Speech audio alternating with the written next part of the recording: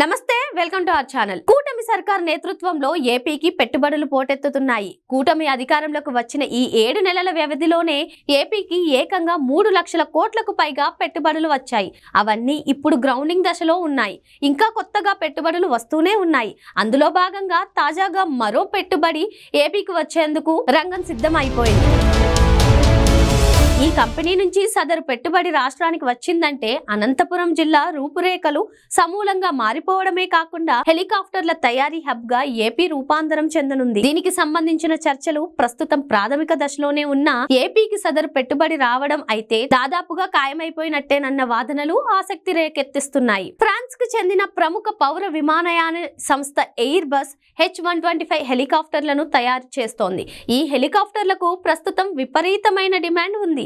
Demand కు తగ్గట్టుగా H125 హెలికాప్టర్ల తయారీని మరింతగా పెంచాలని సదరు సంస్థ తీర్మానించింది. ఇందుకోసం ఓ నూతన తయారీ ప్లాంట్ ను ఏర్పాటు చేయాలని, దానిని భారత్ లో ఏర్పాటు చేయాలని నిర్ణయించుకుంది.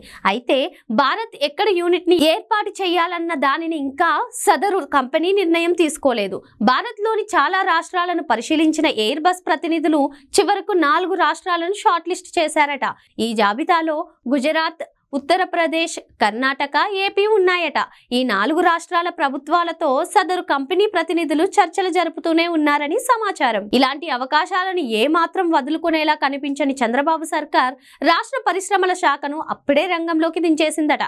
అంతేకాకుండా ఎయిర్ బస్ హెలికాప్టర్ల తయారీ యూనిట్ కు అవసరమైన భూములను గుర్తించాలని ఇప్పటికే అనంతపురం జిల్లా అధికార యంత్రాంగానికి ఆదేశాలు కూడా జారీ చేసిందట. ప్రస్తుతం జిల్లా అధికార యంత్రాంగం అదే పనిలో పడిపోయింది. అయినా అనంతపురమే ఎందుకు అంటే జిల్లాలో నిరుపయోగంగా ఉన్న భూములు చాలానే ఉన్నాయి. అంతేకాకుండా అతి తక్కువ ధరలకే భూములు లభిస్తున్నాయి. ఈ లెక్కన తక్కువ ధరలకు దొరికే భూములను ఇచ్చేందుకు ప్రతిపాదిస్తే ఎయిర్ బస్ కంపెనీ రెక్కలు కట్టుకుని వచ్చి మరీ వాలిపోతుంది.